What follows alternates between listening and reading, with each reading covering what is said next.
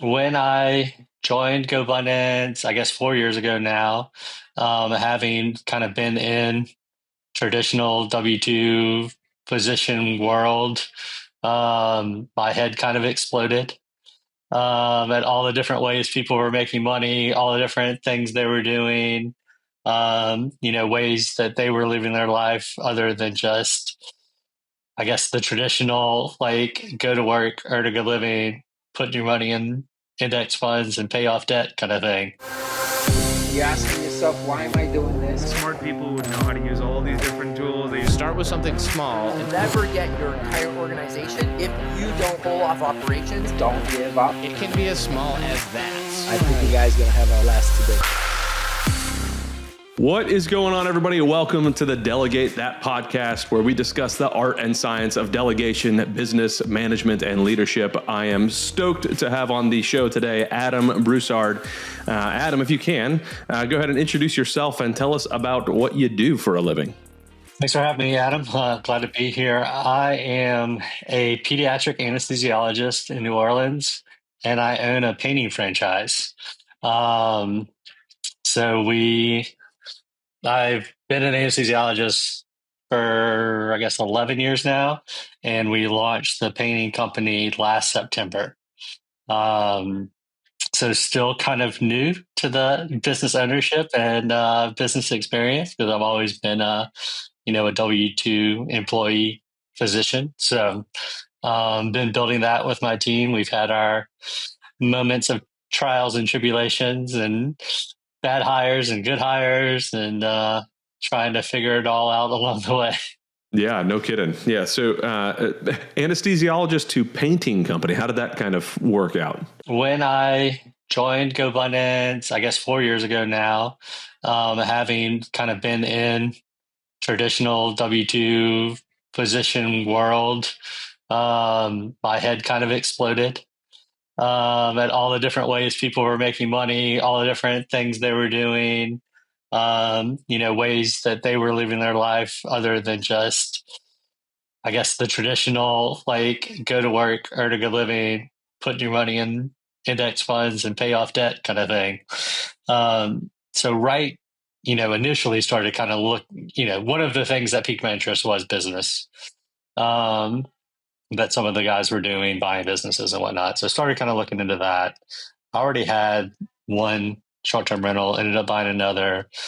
Realized it probably wasn't the best idea, going after businesses. We ended up having a pretty difficult time with the second short-term rental. What started as a $20,000 cosmetic updating ended up being about a $700,000 structural rebuild and all kinds of other stuff. So as a result of that, I was kind of peripherally looking at businesses, but had no idea when the outflow of money on this house was going to happen. So we ended up going under contract to sell the house. So kind of started looking again. Had been meeting with some of other GoBundance guys that were interested kind of weekly about business buying. And we're getting feedback from brokers and SBA lenders and others that they were less than inclined to loan on a physician that was going to stay working full time to buy a business that didn't have business experience, stuff like that. So kind of started looking. When we went under contract, saw a medical, like, wellness clinic that was being advertised. Ended up that it was not an established business. It was a franchise, like a new startup franchise. So I started kind of thinking about it, and I was like, well, maybe franchising makes more sense. Like, talk to some of the other friends that had franchises. I was like, well, let's learn there and kind of take a look. So went through the wellness franchise, looked at some mental health franchises. I ultimately decided that, brick and mortar probably wasn't going to be the best choice between, long-term leases, build outs, and all that kind of stuff. So started looking more home services type thing. Ultimately, this just ended up being the one that seemed to fit the best with my, the people I met through it, and then with my, plans of how I wanted to run it. So that took a while because the house actually fell out of contract the day before closing. So we had to relist it, wait for it to sell again. And then because we're in a lawsuit over all of the issues of the house, I don't qualify for SBA financing. So then that took time to figure something out with my banker that would work. So we didn't. What started in September of 2023 launched in September of 24. That's crazy. I'd love to go deeper into the STR stuff, but I'll try to stay focused here for a minute. With all of your searching, how did you how did you personally do did you do all the searching? Did you have somebody else help you with searching for a business to buy, like a franchise, or how did you work that? So the initial, searching was very peripheral. Like every once in a while, I would get emails from different brokers that I had spoken to. I would get emails from Biz Buy Sell and all that kind of stuff. And just if I happened to open it that week and something caught my interest, was in due diligence for like a remediation company at one point that just couldn't get really clear answers from the owner. So ended up not really pursuing that. And then once I, switched over to the franchise route, talked to, I don't know, probably 3 or 4 different franchise consultants before I, picked the one I ended up with. So now that you have the franchise and it's been running since September, how are the operations going on that? So there's been ups and downs. So we launched in September 9th. On the 11th, a hurricane hit New Orleans. At the time, the franchise was, doing all of our marketing, so they turned our marketing off due to the hurricane. Then they were updating our website. So like 2 weeks later, they turned it off again. Like our Google marketing, they turned off. Then like a month in, or beginning of November, the decision was made to go to third-party marketing. There was like a lot of changes. So we switched our CRM. So that has been, we're just now getting to no changes. Okay. Yeah. We finally launched with our new marketing company. So we're trying to work through all that to get things dialed in. Like I said, ups and downs. The winter, is slower for painting. So very hopeful that the next few months will be, ramping up, and we can expand from there. All right. So you say we a lot. What's your team look like on this painting side?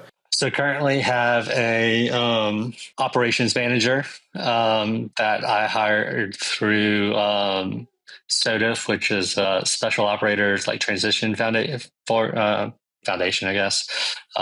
So he was a Navy SEAL that recently exited, and then have another guy that does most of the sales and a good portion of the like project management. He's a former business owner. He owned a trucking company that he ended up, shutting down. So both really strong guys. We went through Culture Index to hire. We had 2 other sales guys along the way that we parted ways with. One very quickly and one not quick enough. So we coming up, like whenever our next hire will be somebody that's focused on that project management. Just all 3 of our culture indexes are not really project manager worthy. So we need to find that person that's good with the details, that can work well with the homeowners and the subcontractors. Yeah, that makes sense. So how did you find, obviously you found the ops manager through SODIF. How did you find your sales and PM guy that you have now that used to own the trucking company? How'd you find him? I think through Indeed. Okay.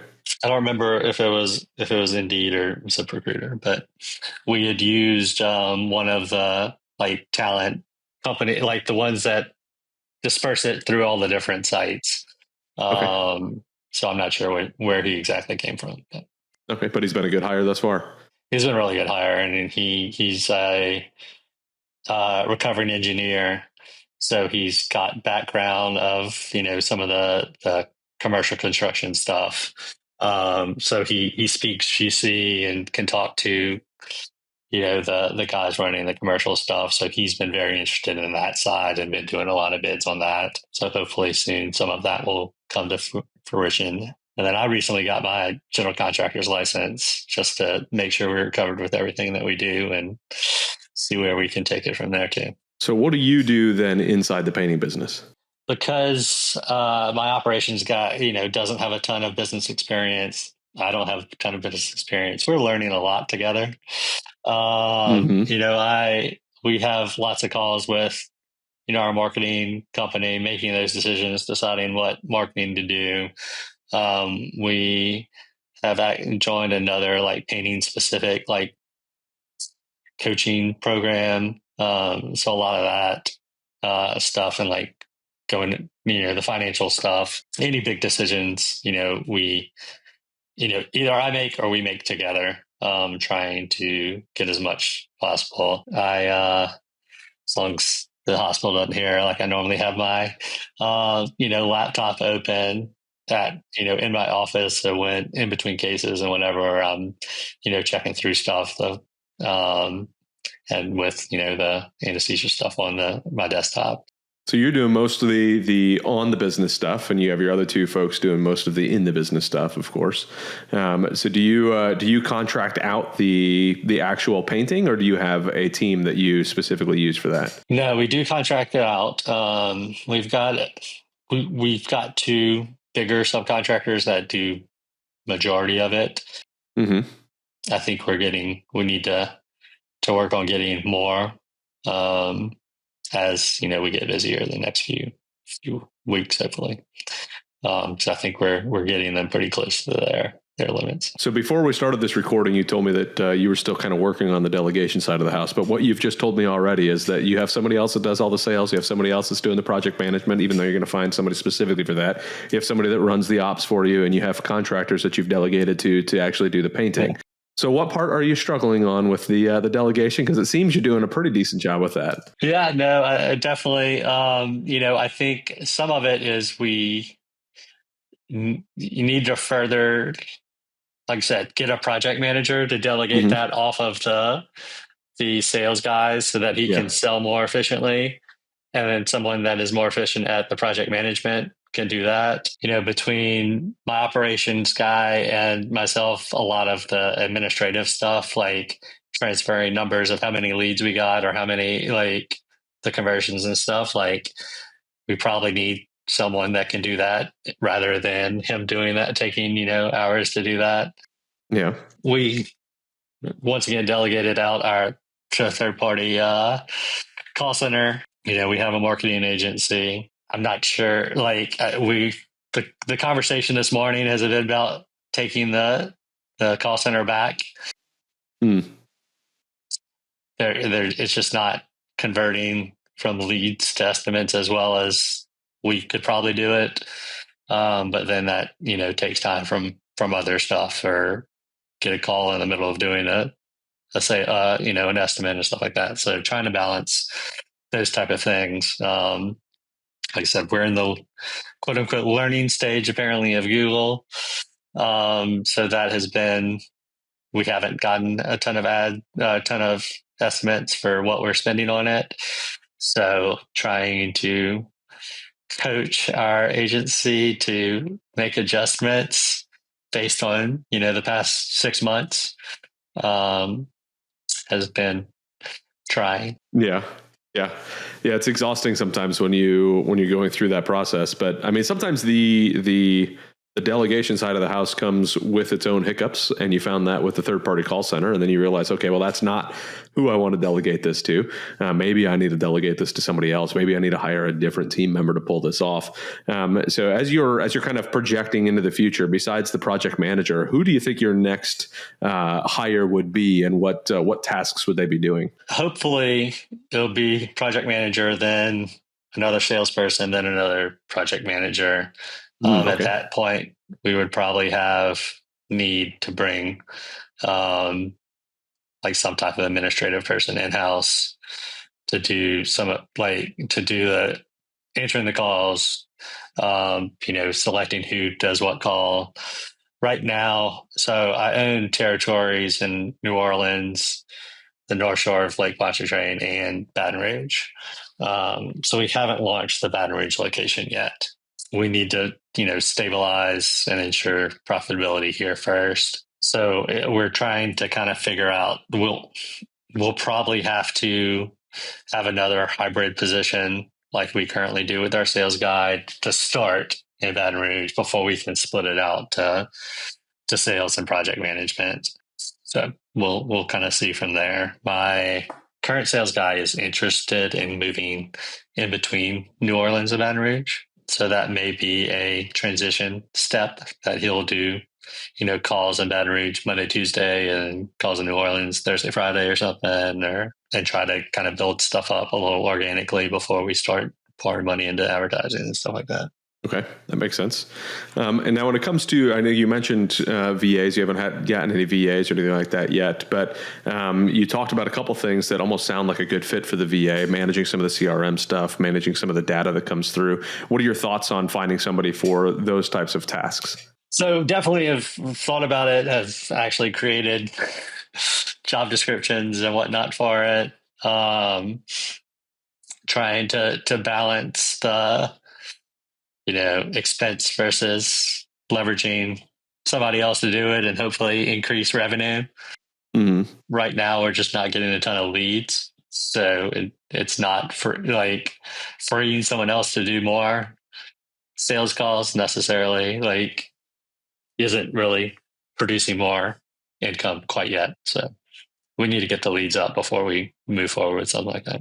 I'll say that sometimes the perfect time to do it is when it's a little slower, is because you can have some onboarding that's a little bit easier and you don't have to worry about the stress of all the other things that are going on in the middle of onboarding, and you're trying to figure out how to make sure that all that stuff's happening. Not the push one way or another. Just it's like when people tell me, "Oh yeah, I don't know if I'm ready to have kids yet." Like, there is no right time to have kids, right? If there's you're going to have a stress one way or another when you have kids thrown into your life. You're going to have a stress one way or another when you have a new employee. But if you know that employee needs to come in, you need a spot to fill, even though it doesn't feel like it may be the right time. Sometimes you just have to do it anyways, and it'll free you up more than you think. Like to hit some financial stability and profit. No, I don't blame you there. Yeah, it's hard to throw more money out when not enough money's coming in to close or to pay for everything to keep going. So I totally get that.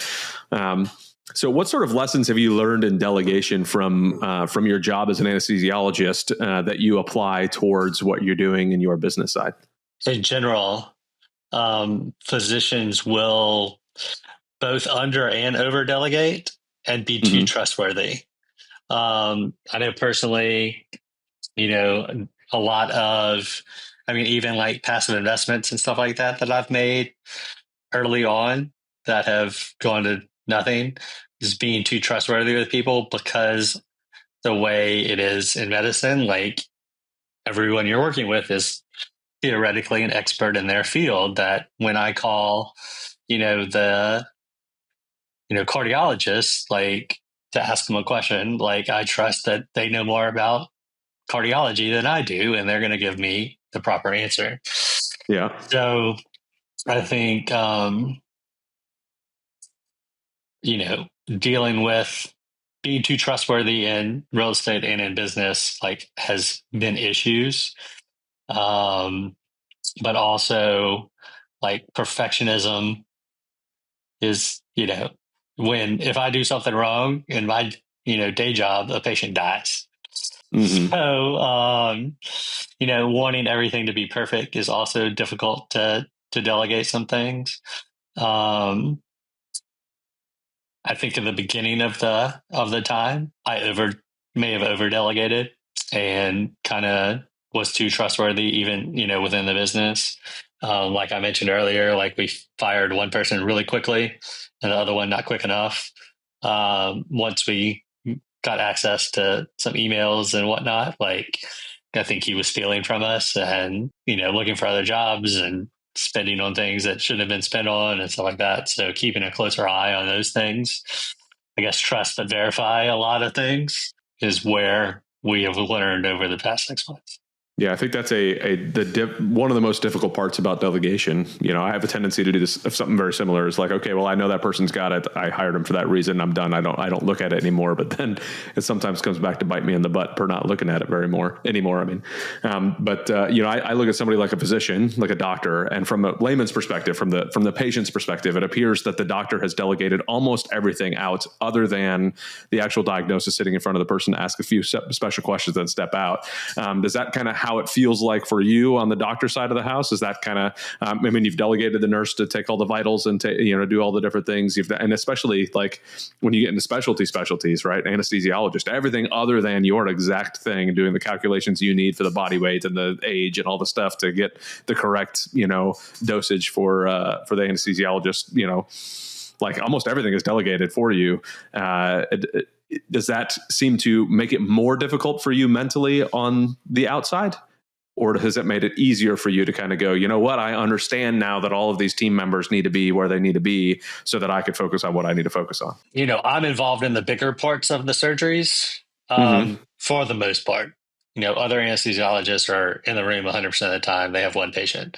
I typically will have 2 to 4 patients at any given time, with either a like junior physician resident like in the room or nurse anesthetist in the room. So I have to trust and their knowledge and their abilities for that in between time.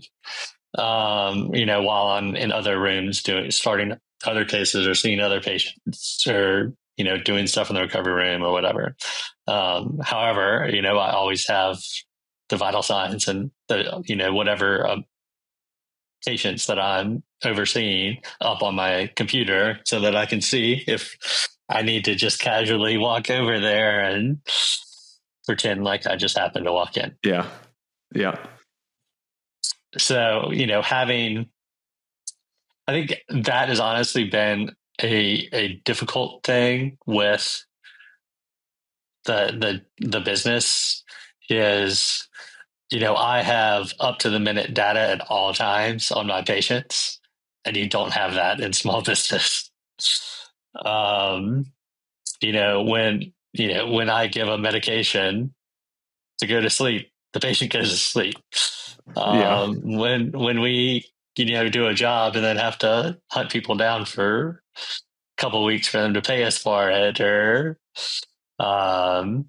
we spent this money on this, but we're having spending this money on ads, and then have to sit around and wait for it to actually produce somebody calling us is kind of difficult at times.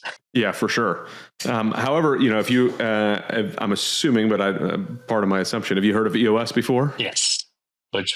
Right. So running on EOS would be very similar to on a not an immediate scale, but having all those vital numbers up front on your weekly meetings to say, hey, how many calls, how many this, how many that, is borderline like your vitals call or vitals that you have to look at for you as a doctor. Right. So, that's one of those things that, setting that sort of thing up and that sort of system up makes a whole lot of sense for some folks, especially that are used to seeing specific things all the time, Yeah, so we've been doing that on 90.io, where we theoretically have our level 10 meetings every Thursday.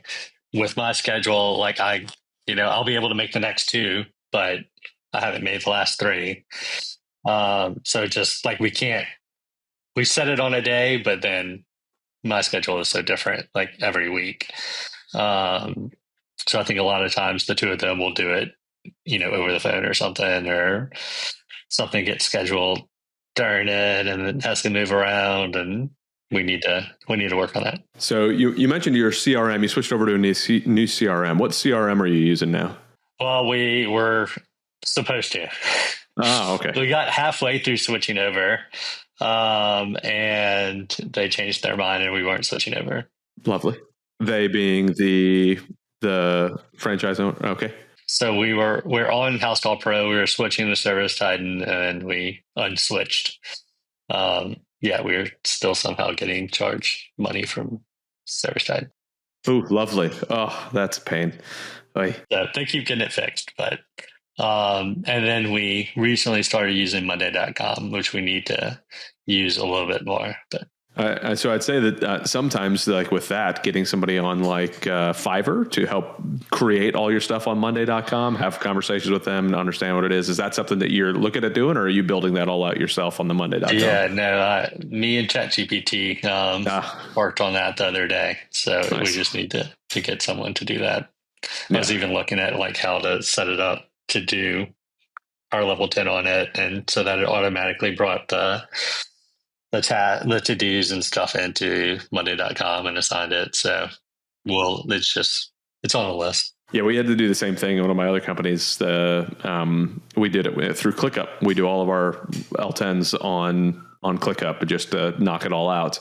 And you automatically assign your tasks in there. It makes it super easy. Your to-dos get set up and all the stuff. You can associate them all there. So yeah, once you do get it set up, which is a project, it is a project. But once it's all set up, man, does it feel good. So, all right. So you've got multiple different hires you're getting ready to happen in the future. You're working on getting some growth going on. What has been the biggest struggle for you to delegate besides having the control issues that a lot of people tend to have? What's been the hardest part for you to delegate? Like I said, I think I over delegated initially, and I've had to take some back.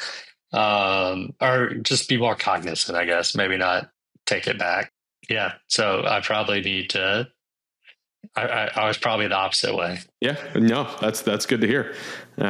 I think that the trial by fire is sometimes the best way to learn that as well, right? Is to just go, hey, let me set it all up and see what happens, and then you go, oh, nope, that was too much. It's but very good. All right, well, Adam, thank you so very much for jumping on the podcast. I really appreciate it. I'm looking forward. We should have to do a 2.0 after you've kind of got this settled in and you kind of figure out your rhythm a little bit more. I think it'd be a lot of fun to kind of hear the difference in how you transition from where you're at now to where you have all three places up and running really strong and you're doing really well and you're kind of just sitting there, making sure that it's all running well. So this is great. So well done on the delegation. Great job on getting started up and jumping in and getting through all the hard spots of firing up a new franchise, especially going through the lawsuit on the STR and everything. But is there what is the best way for folks to get a hold of you if you said something they heard and they think they can help you or you could help them? What's the best way for folks to get a hold of you? I'm on LinkedIn, just my name, and Adam at AdamBroussardMD.com would be a great email address. Very good. Awesome. Well, everybody listening, please reach out to Adam if there's anything he can do to help serve you. Adam, again, thank you very much for jumping on. Really looking forward to getting this episode released and having you hopefully on again in the near future. I look forward to being on that 2.0 episode too and having everything stabilized. That's right. It's exciting stuff. I appreciate it, Adam. Thank you again, Adam. Thank you everybody for listening. Please like, subscribe, and comment below, and we'll see everybody on the next show.